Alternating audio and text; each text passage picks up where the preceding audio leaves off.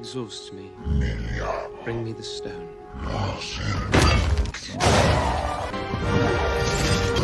Kid, that's the wizard. Get on it. Hang on, kid.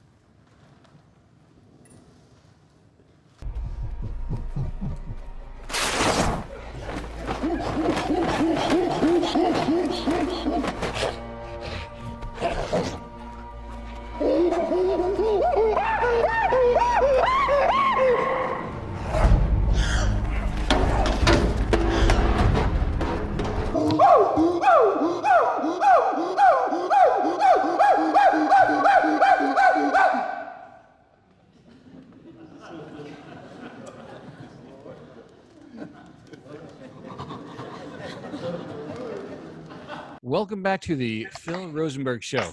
I am your host, Phil Rosenberg, and I have a very, very special guest with me here this evening. His name is Terry Notary, and you've seen him all over the place, but you don't know it. So if you've gone to the movies, if you've seen much stuff on TV, you have seen this guy around. So if you've seen the Avengers, Infinity War, one of my favorite movies, by the way, because the theme of Thanos, every other person suddenly disappearing, is kind of poignant in the moment we're in. Suddenly, people we know, right? You've seen him in Avengers Endgame, and he portrays the very tough Cull Obsidian in both of those, one of the children of Thanos. And this is really his specialty. What he does is he plays characters that are not human. So whether they're animals or aliens, something like that. He's done a few. Here's just a couple of them. He has done Avatar, he's done Planet of the Apes, he's done the Hobbit trilogy, a whole bunch more, and that's only recently. He was also, by the way, I should mention, a performer with Cirque du Soleil in his early career, and he was an incredible collegiate acrobat. So one thing leads to the other and to the next, and here we are today with someone who is truly incredible. Acrobatics, being an acrobat, isn't the usual path for an athlete in high school or college. So how did you find a passion for that? You know, I was very hyper as a kid. I was all over the place. I was crazy. 8 years old, I was just running amok and driving my parents crazy. So they took me to the doctor, and I had a brain scan and the whole thing, and checked out. He said, you know, we can put him on Ritalin, or you can stick him in a sport. And luckily they put me in gymnastics. And it was in gymnastics that was like, something just clicked, you know, after getting kicked out of the gymnastics class a few times. And I finally learned a backflip, and I was like, whoa, okay, I have to, it was like something just happened, and I just had this discipline, and all of a sudden I was hooked in gymnastics, and all that energy went to one thing, and it became my life. But once again, though, we see, and we're going to watch this pattern develop, but once again, and maybe for the first time, actually, you didn't just do it, right? You didn't just get into acrobats or acrobatics. You became great at it, like superb, right? So let's not be shy about how good you were. Tell us, how far did you go? Yeah, I got scholarships. I was the top collegiate pick of the year, and I got scholarships to several colleges, and ended up going to UCLA because they had the best team. They had the Olympians just left, and it was Peter Bidmar and Tim Daggett and Mitch Gaylord and all those guys, and I really looked up to them.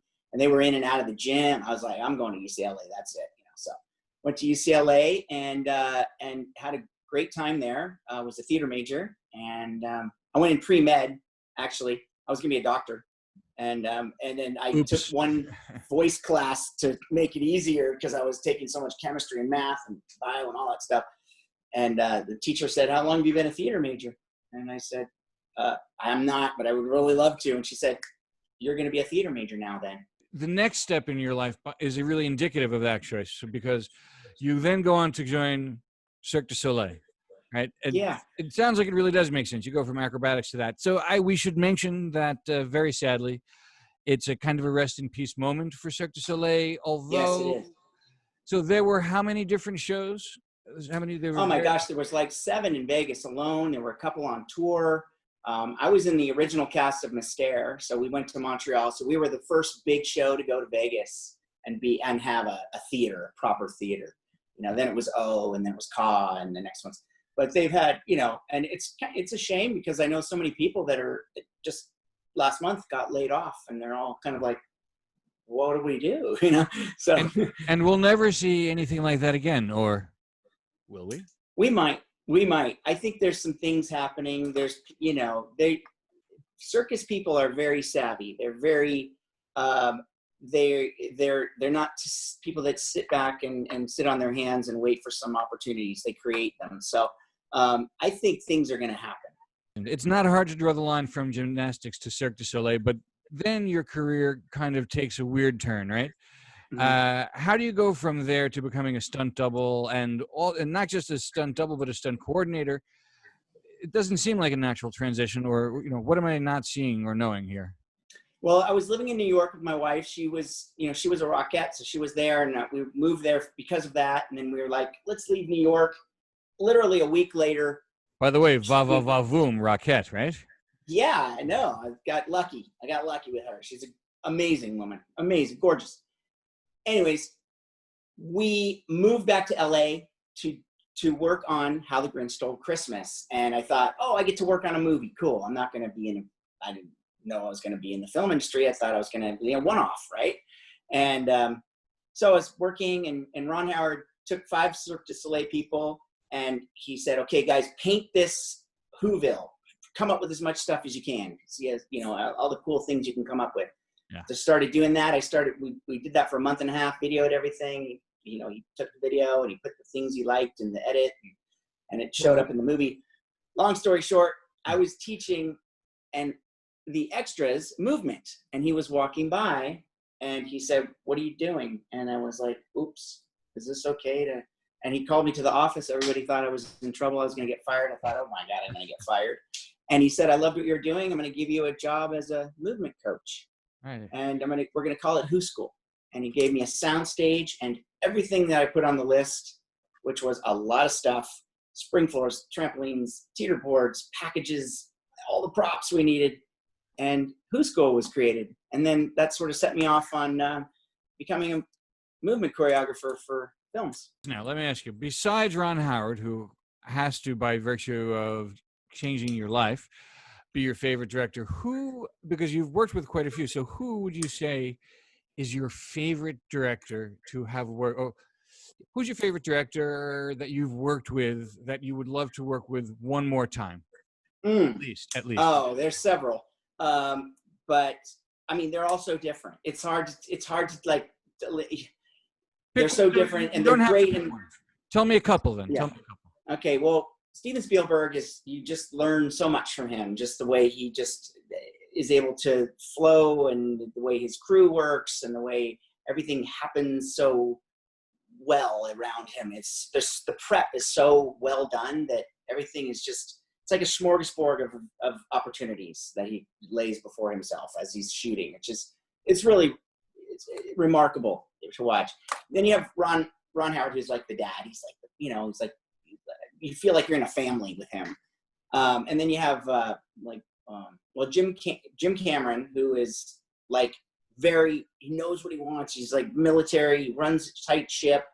That's great too. I love that.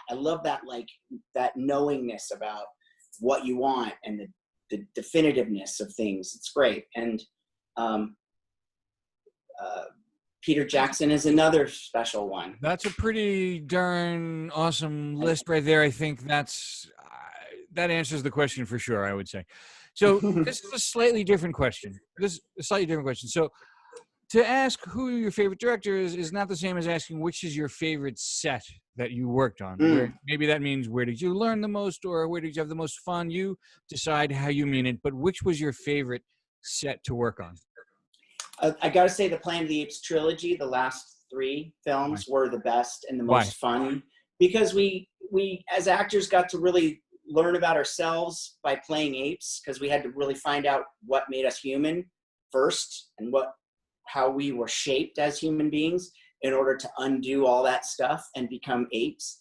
And it really is the best version of yourself. Like the character that I played, Rocket, is the best version of me. So it was like, the most primitive you is the best you, the most disconnected you. Yes, it's the one that's most rooted, grounded, open, honest, vulnerable, all with this shroud of integrity and strength, and it's sort of grace and elegance as well. That sounds like a challenge to do. I mean, you think, okay, stunt double, coordinator, all the things connected to that. You just think, oh, here's a guy that walks onto the stage and off the stage and doesn't have to do that much emotional, depthful, internal work. And you're saying the opposite. Oh yeah, definitely. Well, I'm teaching all the actors movement and character stuff, so we're getting into the intricacies of who they are and really able to, like, let go of all the BS, all the extra stuff, all the tension, all the fear, all the, the inability to express yourself, and really opening. Somewhat reprising your role on the Planet of the Apes. Now, your specialty, by the way, is playing, for lack of a better phrase, non-human entities, so animals, aliens, that kind of thing. And your face is not really seen that often. So Thank God. So that answers my question. I'm about to say, do you ever regret not having a more recognizable role? So like De Niro can always get into any restaurant whenever he wants, all the time, privately and all that. Does that, you ever envy that? Or I've never had the desire to be famous. So it's okay with me. It's good. It's actually a good thing. I have friends that you can't really go out with. You can't go in public without a big hoopla happening around you. So you got to kind of be on all the time. And half the time they just want to be home. They just want to have a little get together at their house. We're in the pandemic moment right now still, right? So we're at this is the very last day of July, and the world is a different place. Work is a different place. Everything is different. Have you been able to transition your work to online to some degree, any degree? Tell me. I'm actually working on a television show on Tuesday, virtually. I'm working with 4 actors.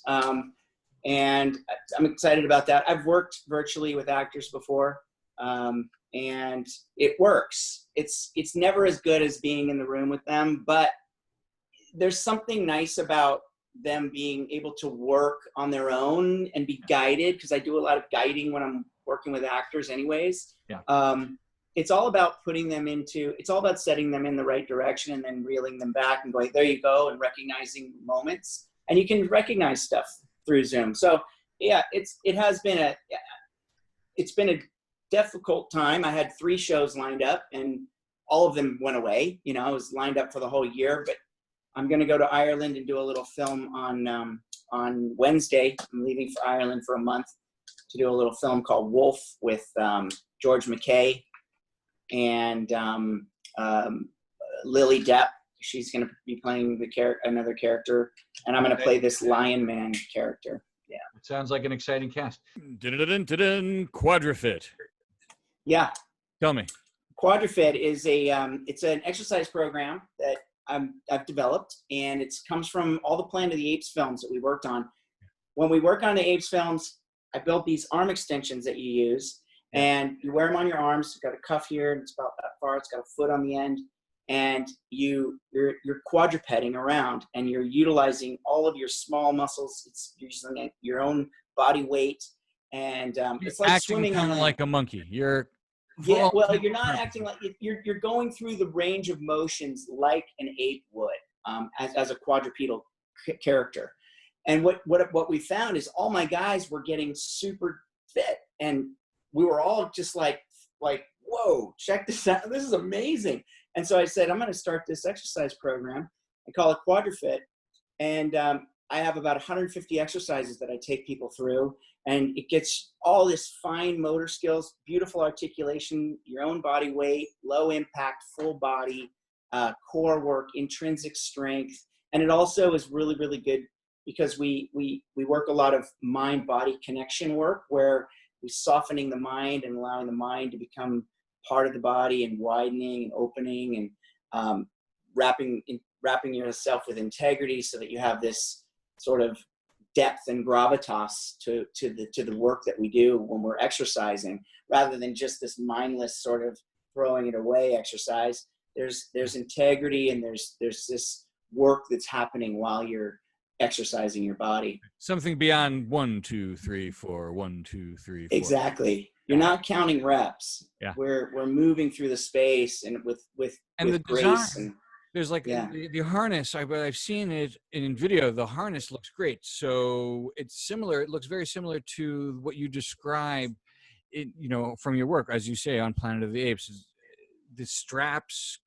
Yeah, there's a cuff that goes around your arm. Your hand is on a handle, and there's these blades. We call them blades that come out to the foot.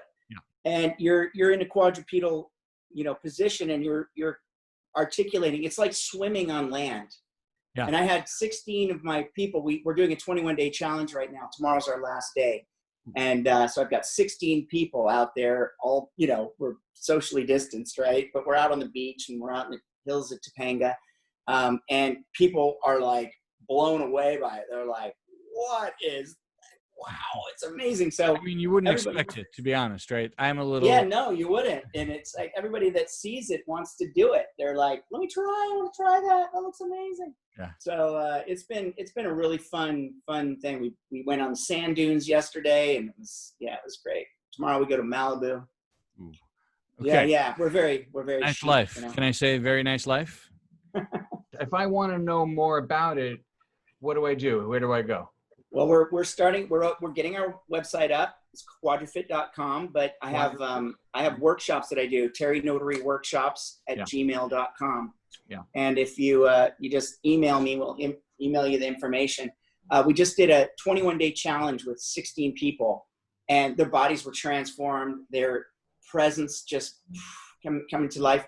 A lot of the stuff we work on is pain management and mind management. So pain is often expressed as hard work, and we're often congratulated for hard work. So we express, look at me, sympathy. I need accolades. I need to be recognized and noticed. But if you just assimilate the pain and you just allow it to just not take over, it dissolves into by 50%, and you can still stay focused and actually be under stress, fatigue, duress, and still achieve your objectives and have a sense of clarity about what your space is. Mm. And it translates into your life. It translates into, so it's bigger than just working out. You're getting fit, you're getting, strong internally and intrinsic strength.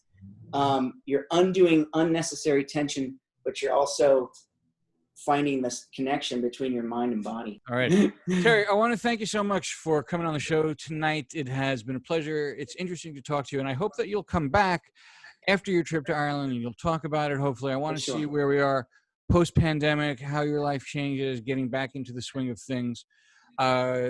Really, thank you. Thank you so much. Thank you. It was a pleasure being on the show. I will definitely come back. All right. Have a great night. Enjoy your weekend. Thank you. Hi, this is Phil of the Phil Rosenberg Show, and I'm here to ask you to do me a small favor. Just take your finger, reach out, click the button that says subscribe. Just take your finger, reach out, and click the button that says subscribe.